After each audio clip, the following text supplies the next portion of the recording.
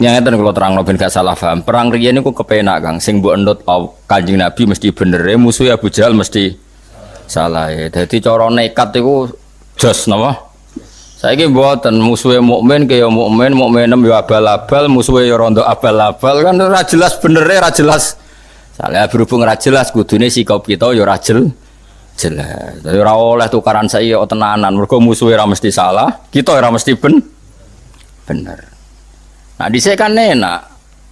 Kita bela Rasulullah Muhammad mesti bener, musuhan Abu Jahal mesti salah. Pangeran kita Allah mesti pangeran tenan, kono berhala mesti ra pangeran tenan. Saiki mboten teroris yo Allahu Akbar, polisi sing lagi salat yo Allahu Akbar. Terus kowe PD piye? Ora jelas. Ora jelas yo kita sikape ya ora jelas. Saiki nganggo hukum sosial sing normal, nah apik ya diapiki. Nah kono ngrasani ya kowe ngrasani ngono-ngono tok wae gremeng-gremeng sithik ngono, tapi ora usah napa? Ora usah tenanan. Jadi ini ku penting kalau terangno. Jadi nak ana wong saiki majibno jihad alasane anut Rasulullah. Nak Rasulullah jihad nganti wani mati. Masalahnya Nabi mesti bener, musuhe mesti salah. Lah saiki kita iku ora ngalami ngene iku. Imam kita kadang salah, musuh kita malah kadang bener. Misalnya kados kula musuhan mbek Mustafa, ora mesti bener kula, mbek kula kiyaine lah. Mergo iso wae cara hukum Allah wong Islam mah welasi ha. Jadi orang-orang malah aku salahno pangeran. Senajan toh dalam konteks permasalahan bener saya. Misalnya Mustafa diutang aku 20.000. Janji Senin nyaur jebule gak nyaur aku ngamuk-ngamuk. Padahal duitku ning omah 2 juta. Iso pangeran nyalahno aku. Ya lha didik 2 juta kok ana duit 20.000 digawa wong mbok tagih kowe iku wong alim ta ora? Kowe iku waras ta ora? Iso wae. Piye-piye duwe iku kabeh wae pangeran. Sing digo Mustofa wae pangeran sing ning omah ya. Nah, saya ketika punya uang banyak di rumah iku mlebu ayat wa in kana dzu usratin fanadhiratun ila maisarah wa anta saddaku khairul lakum. Jong nak kowe dhuwitmu akeh sing utang kowe gak tempo nganti dia mampu membayar. Iku enak mbok ibrokno mbok sedekahno luweh apik. Dalam konteks Mustofa nyulayani janji ya dia salah wong diutang kok nyulayani janji. Tapi dalam konteks aku nagih berlebihan juga disalahkan pangeran. Wong ora ono emergency kok nagih. Kecuali ning omah gak ono beras, nek aku ora nagih bojoku mati. Tapi rai kaya aku kan gak ngarang ngalami ngono. Dadi iki wong melarat nganti ngono kan butuh bakat. Paham ya itu melarat kok nganti nek ora nagih wong ra iso mangan. Ono melarat model ngono. Orang kan mosok lho. Iku aja mosok sak Indonesia sama mosok melarat nganti ngono. Nah, kita ini nak musuhan mbek orang selalu masalahnya demikian. Kebenaran yang kita alami itu semuanya itu subjektif. Nak wis ana pembanding ku ketok ora bener. Sekolah bolak-balik nyontono. Kula bolak-balik nyontono tenggene dawuh kitab hikam niku. Wong zaman akhir nganti kiamat ku apike wae elek apa meneh elek iki kula bolak-balik kula tak eling terus dawuh Bapak. Ha ana wong kok ngimami masjid terus istiqomah iku ya apik tapi ana eleke. Terus wong liya ora dadi peluang dadi imam. Mergo masjide dikangkangi. Iku mbok istiqomah mbok mahjubna wong liya. Akhirnya alumni pondok liya kandidat imam-imame tereliminir kabeh. Wong nganti watuk-watuk imame ra gelem pensiun alasane istiqomah. Ada teng daerah kula nganti ana guyonan, ana wong tuwek khutbah tiang takwa watuk. Terus Allah mlebu swarga. Sing ngrungokno nganti bingung. Maksudnya tiang takwa Allah, koma mlebu swarga. Pas muni tiang takwa watuk. Terus ujug-ujug muni Allah mlebu swarga. Terus jare mamal ya baleren Mbak dadi khutbah. Akhire kalimatnya kacau. Maksudnya tiang takwa Allah mlebu swarga. Tiang takwa watuk gigil terus no kacau. Nah ini seperti ini istiqomah apa mau kalah mbek wong liya? Mau kalah, tapi mbok arani elek wong istiqomah kok elek. Kita hidup di zaman akhir tuh seperti itu. Kowe ngritik wong tuwa iku ya salah, ya ono bener ya ono salah ya. Makanya masyhur dalam aturan usul fikih madhabuna shawabun yahtamilul khata' wa madhabuka khata'un yahtamilus shawab. Kalau kita sedang beristihad, taruhannya begini, pendapat saya benar, kamu salah, tapi ya mungkin benar. Tak ulang lagi ya, pendapat saya benar tapi mungkin salah, pendapat kamu salah tapi mungkin benar. Tapi taruhan awal saya dulu yang benar, mungkin salah. Karena ini masalah-masalah yang semi. Jadi kalau ada orang PD membela Islam dalam konteks modern, ya repot. Ini saya punya cerita ya. Saya itu pernah diundang seminar di Pondok Sidogiri. Itu audiennya itu semuanya tamat aliyah, bisa baca kitab. Dan serius karena acaranya dipersiapkan sebelum 3 tahun. Temanya itu seru, menguak ayat-ayat kita. Jadi pokoknya seru. Itu MC-nya orang Madura, mayoritas santrinya juga Madura. Pertanyaannya sudah gini, Gus, kalau kita tidak perang, kesannya kita pecundang. Malu kita jadi pecundang. Kalau kita perang ditangkap Pak Jokowi. Pertanyaannya itu sudah gitu. Kalau kita perang ditangkap Pak Jokowi, ditangkap presiden. Terus, dan itu pertanyaan laten karena ada ayat-ayat kita. Untung mereka semuanya ahlul ilm sehingga tidak main perang karena semuanya mereka ahlul ilm. Terus tak tanya, perang yang seperti itu wani mati itu konteksnya apa?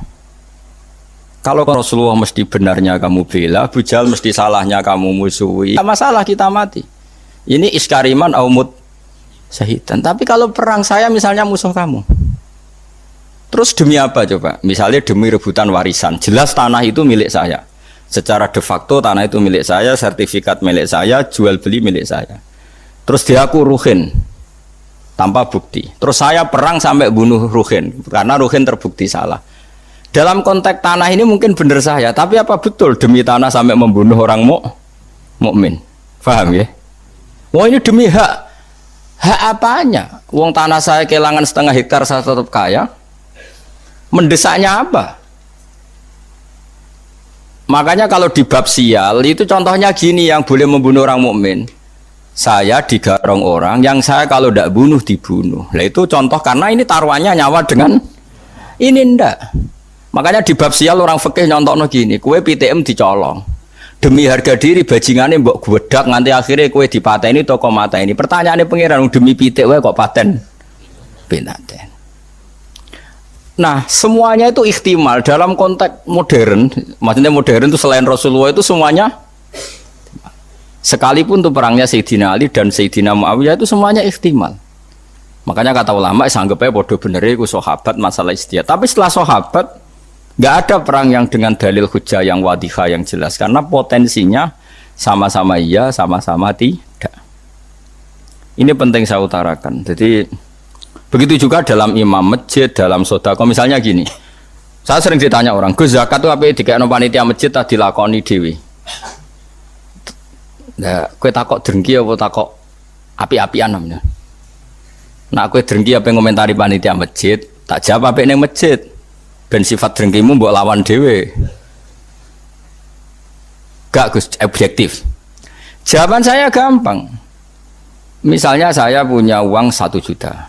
Kebetulan yang miskin itu ponakan saya atau orang yang tidak wajib saya tanggung. Jadi zakat itu kan nggak boleh diberikan orang yang wajib ditanggung. Misalnya anak istri kan wajib ditanggung, tapi kalau ponakan misanan kan sudah ndak tanggungan, ndak wajib maksudnya ya boleh dilakukan. Maka aturannya Quran jelas dahulukan dil kurba, orang yang punya unsur apa? Kerabat. Dan saya tahu kalau saya kasihkan masjid 1 juta dibagi 1 kampung itu nanti ponakan saya untuk selawehu. Itu ora kena tuku beras. Tapi nak saya sendiri yang memberikan iso keduman 300.000-an dan atau keduman 1 jutaan. Saya harus mengasihkan langsung dengan cara ini corong Jawa kemoto, pemberiannya kemoto. Tapi ada ulama yang cara berpikir tidak seperti itu. Min awalil amri zakat itu harus merata. Wes sara kemoto lah sementing sak desa keduman. Kayak manuk doro ra Allah. Termasuk mazhab Syafi'i yang dikontrol oleh ashabnya adalah mazhab ini. Ini dengerin nih, yang ada di Mu'in di Anaf. Zakat itu asnafnya akan 8. Pinten? 8 ini anggap saja di era modern tinggal berapa sekarang? Yang permanen ada itu fuqara, masakin, amil tidak mesti ada. Saya tuh ya ndak yakin kalau amil di masjid itu amil betulan. Wong mau nyateti terus ngerame-rame mbek rokokan ngenteni wong daftar. Kadang ya ana lanang wedoke ya mau pacaran apa ya ora roh lah. Pokoke sebagian iku ya ora islami banget. Mbek rokokan ngenteni pani apa wong. Dulu itu amil tak ceritane ngeten nggih, Pak. Dulu amil itu Nabi itu hidup di Madinah. Itu amil itu disuruh ngambil zakat tuh di Yaman. Ya Madinah mbek Yaman jarake iso mbok bayangno zaman itu, gak naik pesawat. Sehingga cara untuk jajah zakat tuh ono pantese. Tapi kalau amil sekarang di masjid-masjid itu kangelan to, tengok-tengok mbek rokokan terus ono sing nyugoi kopi. Terus ya sita itu sidik-sidik ngono iku terus. Lah iya misalnya terus ana kiai Mustofa Dar, iku ya amil Gus, era modern ngene iki wis cukup darane amil. Ya ana bener ya nyatane amil tenan. Terus sekolah di pendapat ora amil. Ngono-ngono tok wae kok mbok kei zakat. Karo dene sebagian mereka ya wong mampu S1. Kadang jurusan ekonomi. Kok untuk zakat. Oke. Nah, terus misalnya satu zakatan di masjid itu ada 2 pintal. 2 pintal berarti pirang kilo? 200 kilo ke? 200 kilo wong kere ning desa iku 400. Enggak tak latih kowe ben pinter, senengan ngaji swarga neraka, tak latih ben utekmu bener. 200 kilo sing wajib dizakati 400 berarti untuk piranan? Setengah kilo. Setengah kilo itu koyok pakanan doro. Napa? Pandoro. Nak sing melarat 400 itu setengah kilo, nak sing melarat 800 seprapat. Saiki atok ora rata wong tuk kemoto 20 kilo, timbang rata tapi wong koyok manuk doro. Yaiku untuk beras seprapat. Iku apa kanane manuk doro? Ayo jawab saya, ayo sing iso jawab. Ini jenenge bener-bener khilaf. Yang mengatakan takmim harus rata biar adil ya masuk akal. Piye-piye padha-padha fikir kok gak dibagi rata. Tapi ana ulama darani atok ora dibagi rata, sing penting kemoto ngregani wong. Piye-piye faktor zakat iku ana ikrame, kala bala tukrimunal yatim. Nak ngekeki iku ana mulyanane. Wong dikeki seprapat kilo iku mulyakno tangannya. Mulane wong ku mikir. Paham? Lho paham tenan to ora? Lah ngono iku jenenge istihad. Istihad tuh mirip-mirip. Iku jenenge ra'yu nasawabun yahtamilul khata' wa ra'yu ka khata'un yahtamilus shawab. Pendapatku iku bener tapi ya mungkin salah, tapi kayak salah tapi mungkin. Misalnya aku fatwa, wong elek iku haram untuk wong elek. Ya ono mirip bener. Mergo anak ra melok-melok dadi elek banget. Misalnya aku cukup istihad fatwa. Wong lanang weli iku haram untuk wong wedok weli. Karena anak ra melok-melok dadi elek banget. Misalnya aku fatwa ngono. Ini kan demi kemaslahatan jangka panjang biar gak ada generasi Islam sing elek banget. Kira-kira fatwa itu mungkin benar enggak? Mungkin. Terus ono sing bantah, ora ono hadise. Apa meneh sing kira-kira sing bantah Albani, mana hadisnya? Enggak ada pegangannya. Misalnya aku Albani, sidik-sidik kan nyempriti hadis. Nah. Ya ono bener. Terus ono wong neh sing pendapat, jogeman untuk wong sugih. Biasane wong untuk wong sugih iku diburohno. Wong alim untuk wong wedok sugih diburohno. Ya ono bener ya, rata-rata wong kere diburohno wong sugih. Ya kadang ya ono salah, atuk diburohno lah numpak Innova timbang majikan tapi satpam. Misale, ya ono miripe. Lah itu pendapat asal tidak masalah iman dan Islam, kafir dan tidak kafir, iku shawabun yahtamilul khata' wa khata'un yahtamilus shawab. Sehingga mulai dulu ulama itu kalau khilaf tuh ya biasa-biasa, ketemu koncone sing khilaf tuh ya biasa. Imam Syafi'i itu pernah sholat di masjidnya Abu Hanifah ya ndak kunut, padahal beliau orang yang sangat-sangat mensyariatkan kunut. Abu Hanifah sudah meninggal. Karwan wis kapundhut ditanya, "Lima adalah taknutu ya Syafi'i ya Aba Abdillah Julani, ikroman lihadal madzhab." Aku ngerkani madzhab iki. Terus tak contohno meneh, iki kowe nek ora paham buangeten. Kowe salat zuhur dengan sadar 1 rakaat rukuk 2 itu sah apa enggak? Lho, rukuk 2 kali kan. Di rakaat ula kowe rukuk 2 kali sah ndak? Menambahkan 1 rukun rukuk. Tidak sah. Sholat itu batal dengan menambahi satu rukun. Jadi kena rukuk 2 kali, sholat duhur loh. Sah tidak? Tidak sah. Nambahi sujud 3 kali, tidak sah. Karena termasuk sholat itu batal dengan menambahkan satu rukun. Yang amdan sengaja. Sekarang saya tanya, sholat mayit itu modelnya di sini takbirnya berapa kali? 4. Wes yakin? Wes tak takoki Mus, jawab ya, wes keliru lah, gue cah murid teh, masih brengosen kan murid gitu. Takbir 4 rakaat itu rukun apa sunat? Rukun yang bab sholat jenazah takbir 4 rakaat itu. Sehingga dijelaskan sholat jenazah itu rukunnya 4, yaitu takbir 4 kali, yang setelah pertama baca Fatihah, setelah kedua baca sholawat, setelah ketiga doa, setelah keempat sebenarnya salam. Tapi kayak Indonesia doa engkek cek donga meneh. Sebenarnya di Mekah di mana-mana setelah takbir keempat itu langsung takono sing tahu-tahu haji ya, bertakbir keempat sing tahu umroh. Nah di Mekah langsung salam atau bobo donga. Langsung salam. Tapi nek teng Indonesia donga. Jadi dongane ping pindho ning. Sudah sampean yakin kalau empat tadi rukun? Tak latih fikih. Kemudian ada orang yang sholat takbir sampai 5 kali atau 6 kali, batal enggak dalam sholat jenazah? Loh enggak, jawab saya. Rata-rata ulama mengatakan tidak batal karena Allahu Akbar mujarradu zikri. Iso wae dekne nambahi Allahu Akbar niat rukun tapi mujarradu zikri. Wong zikir kok ora oleh. Tapi ada ulama mengatakan dalam konteks sholat jenazah takbir itu sudah rukun, sehingga kalau nambah itu ya batal. Wong berarti nambahi rukun. Lalu jenis pendapat ini yang mirip bener mirip salah. Lah wong awam-awam koyo kowe ora dadi dhuwit kok geger. Wah iku perelek meneh. Elek wong ya kowe iku anggere menyangkut dhuwit ngono ae kok geger. Mergo ora dadi dhuwit. Ku elek meneh kan neraka. Ngomongan niku mari neraka. Lah seperti itu. Terus tak bedheki meneh misale. Gak jawab ae. Ben kowe ora terlalu dadi ekstremis. Kowe sholat maghrib lah, atau sholat isya, atau sholat apa saja. Aku kan sering sholat maghrib teng mriki makmum Mustafa misalnya. Setelah Mustafa salam pertama, yang menjadi rukun sholat itu salam pertama apa kedua? Tidak, jawab saja. Pertama. Terus Mustafa jenggot, tapi jenggot itu sunat tuh, muni jenggot itu ngenyak ngelem raro aku. Ya Mustafa kan sering jadi imam ya. Nah, Mustafa wis salam. Mas assalamualaikum warahmatullahi wabarakatuh. Niki napa wabarakatuh? Kowe biasa napa? Warahmatullahi sauni-unimu masukan. Assalamualaikum warahmatullahi. Mustafa salam. Ketika Mustafa salam statusnya dia keluar dari sholat apa masih sholat? Tidak, jawab saja. Keluar dari sholat. Itu ada ulama mengatakan kalau makmumnya kesuwen duduk karena menunggu Mustafa salam kedua, apa mana nak kesuwen rondok banget, maka sholatnya makmum batal karena dia menggantungkan sholat sama orang yang sudah tidak sholat. Masuk akal orang? Ini cerita saja, pendapat itu masuk akal tidak?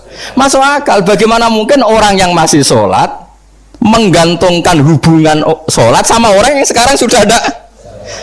Ke makmum sopo? Makmum Mustafa. Lah saya kira ora sholat kok buat makmumi. Aneh enggak makmum orang sama orang yang sudah tidak sholat? Aneh enggak? Kowe ora ro aneh mergo kowe iso ngaji. Lah ya kowe selama ini nganggep gak aneh mergo kira iso ngaji. Coba saiki bar ngaji iki kok terus ngoso aneh. Bar ngaji iki lho kok iki teko, nailing tapi yo. Setelah imam salam itu dia masih sholat ndak? Ndak. Terus kowe ngenteni apa jajal pertanyaannya? Kok ngenteni reaksi ini Mustafa? Wong wis ora imam kok mbok enteni. Berarti kamu mentaalokan sholat sama orang yang sudah tidak sholat. Maka dianggap batal. Ama mengatakan enggak batal. Piye-piye salam kedua itu min mutammimati sholat, termasuk penyempurna sholat. Di mana-mana ngenteni tambah sempurna itu ora batal. Lah ngene iki pendapat khilaf sing babak, kira-kira satu-satu. Padha mutune. Sing ora mutu mau ngono kok dibakas sing ora dadi dhuwit. Lah iku sing elek ngono iku. Makanya saya termasuk orang yang seringnya kalau imam sudah salam pertama aku langsung ngadeg. Tapi sing loro ya sing ra setuju ya banyak. Karena secara etika umumnya yang ngenteni bar salam kedua. Sehingga di pondok saya di pondok sarang gitu separuh nak imam salam langsung ngadeg, separuh ngenteni. Berarti separuh berakhlak, separuh berfikih. Semono aja, jadi separuh berakhlak, separuh berfikih. Artinya berfikih wong imam wis keluar dari sholat, saya harus secepatnya mandiri. Enggak boleh sama menggantungkan sholat sama orang yang sudah ndak sholat. Makanya saya katakan separuh berfikih, separuh beretika, berakhlak. Nah yang seperti ini kowe kok pede mbahmu. Wong padha kaya iya, kaya ora. Ini mas, nah yang seperti ini tuh kok terus khilaf pede mbahmu. Wong ora mesti bener, ora mesti salah kowe kok pede. Kaya perang zaman akhir. Kowe kok pede ku piye? Misalnya kowe gubeting partai tertentu zaman akhir, kok iso gedeng ku piye? Mergo penggayane anakno dangdutan. Lah masamu sing delok partai iku tok. Iya ta ora? Misalnya partai tertentu pengajian terus. Wah, apik partai iki senengane anak pengajian. Partai sing mbok musuhi nek pas pengajian yo teko. Wong-wong sing nekani pengajian pas dangdutan yo teko. Wong majemuk Indonesia ngono. Paham? Ora iso zaman akhir ngecap-ngecap ora iso karena potensinya sama. Makanya masyhur ya dalam guyonan orang-orang sufi itu masyhur. Syakik Al-Balkhi itu murid yang cerdas. Dia orang kaya raya. Singkat cerita dia itu pedagang sukses. Ketika di tengah padang pasir ketemu ada burung, itu patah sayapnya satu, patah kakinya satu. Terus burung yang sudah lemah ini ada beberapa burung yang menangkap belalang, kemudian dikasihkan sama burung yang cacat tadi. Singkat cerita yang cacat tadi tetap bisa makan. Si Syakik Al-Balkhi terus punya kesimpulan, gak ada gunanya aku jadi pedagang kaya. Ternyata orang lemah pun tetap dapat rezeki. Buktinya burung tadi tetap mendapat rezeki meskipun patah sayapnya. Setelah rezeki ya ono wae. Dia terus memutuskan mau jadi orang sufi, tidak pedagang lagi. Padahal dulu ketika dia jadi pedagang sukses, dia donaturnya pondoknya Ibrahim bin Adham. Donaturnya pondoknya Ibrahim bin Adham. Terkenal itu Ibrahim bin Adham. Kena roh bangetan. Itu tokoh sufi terkenal namanya Ibrahim bin Adham. Setelah matur ya guru, saya memutuskan jadi orang sufi, gak ada gunanya saya nyari uang banyak. Ternyata yang makhluk yang lemah pun dapat rezeki. Saya iktibar. Mana iktibar itu ngambil kesimpulan dari kejadian ini betapa orang makhluk yang nggak bisa ikhtiar pun bisa dapat apa? Sampai gurunya diguyu-guyu. Piye kowe iktibar mbek manuk sing dikai mangan. Wis jempor lah iso mangan. Nggih ya guru. Digoblok-goblok bocah kok goblok. 5 dala tak tabiru anta bil mut'im. Maksudnya kenapa kamu ngidolakan yang dikasih makan? Kok orang idolakno sing memberi makan? Ngaji le cong al yadul ulya khairum al hadis sufla. Iktibar kok ambek sing dikei. Susah ya apa sih iktibar mbek sing ngekei? Mestine kowe iku hebat sing ngekei iku. Bersosial tinggi. Aku apa niru sing tukang ngekei. Ini kan contoh. Ada orang yang cara berpikir niru sing dikei. Jadilah makhluk-makhluk pasen. Paham ya? Tapi cari bro, lah apa kowe kok itibar mek sing dikai mangan. Lah padha-padha itibar atuk sing manuk ngekeki mangan. Wong Nabi dawuh al yadul ulya khairun minal yadis sufla, sing ngekeki luwih mulya timbang sing. Semenjak itu tobat. Anta ustadzi haqqon, jenengan jan guru kula tenan. Jadi wong kadang itibar yo salah alamat. Koyok mau, kowe makmum amen ngenteni imam sak bar-bare. Padahal imame wis bar. Mbok enteni apane wis ora imamem. Tapi wong dekne urung salam kedua sebagai salam penyempurna ya pantes dinteni wong piye-piye urung sempurna. Nah, khilaf-khilaf di zaman akhir itu mirip-mirip seperti ini. Maka kita tidak boleh terlalu percaya nopo diri, apalagi ngambil sikap nopo ekstrim. Beda zaman Nabi jihad itu kabeh ekstrim. Sampai nak rasanya rawani mati disebut munafik.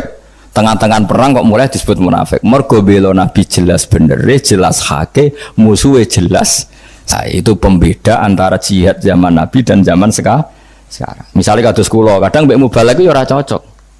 Wong kok pidato, ngapain nerangno hukum kok nganggo podium teh akeh nganggo MC.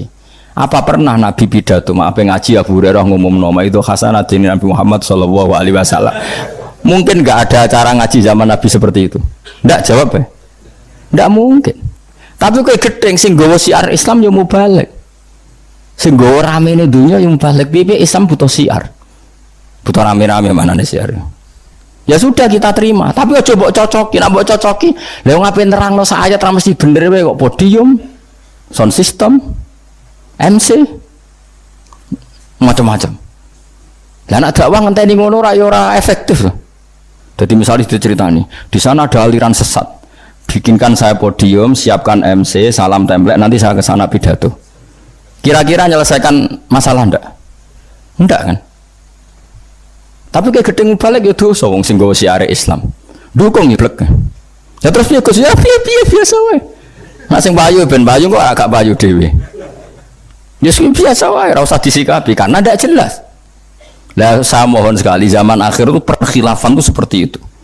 Ra'yuna shawabun yahtamilul khata' wa ra'yuka khata'un yahtamilul shawab. Jadi pendapat saya taruhan dasarnya benar tapi mungkin salah, tapi pendapat kamu salah tapi ya mungkin benar. Beda khilaf zaman Nabi. Nabi mesti bener, wong kafir mesti salah. Jadi weling-weling. Artinya ayat-ayat seperti ini yang mengkritik lari dari perang, yang mengkritik pecundang nggak berani perang, itu dalam konteks jihad sing dibela iku mesti hak, musuhnya mesti batil atau mesti salah. Eling-eling ya. Jadi konteksnya pasti seperti itu. Paham ya? Orang berdasar ayat iki terus kowe perang. Merangi sapa? Kabeh yo Islam, kabeh yo salat. Kabeh sedulur. Nek cara Gus Ipul kabeh sedulur, kabeh makmur. Tapi yo mboten slogan kampanye mboten. Intinya pokoknya kalau suwun sangat ya, ayat-ayat yang tentang tegas kita itu ayat-ayat yang konteksnya kita mesti benar, musuh kita mesti salah. Paham gini, awas nak gue salah paham.